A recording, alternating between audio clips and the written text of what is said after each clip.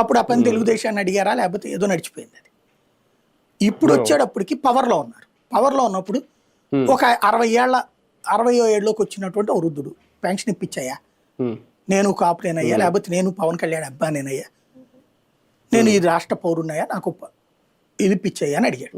ఇప్పించగల కార్యకర్త ఇప్పుడు ఏది 18 నెలల్లో ఒక పెన్షన్ ఇవ్వాలా, ఏదో ఇప్పుడంటే 200 పెన్షన్లు జిల్లాకి ఇస్తారట. అప్పుడు ఎన్ని వస్తాయి? జిల్లా అంటే 7 అసెంబ్లీ నియోజకవర్గాలు, పార్లమెంటు నియోజకవర్గాన్ని జిల్లా చేశారు కదా, 7 అసెంబ్లీకి కలిపి 200 ఇస్తే ఎన్ని వస్తాయి? 15 కూడా రావు. పోనీ 7 20 వేసుకుందాం, పోనీ 7 140 7 30 వస్తాయి ఒక్కొక్క ఎమ్మెల్యే.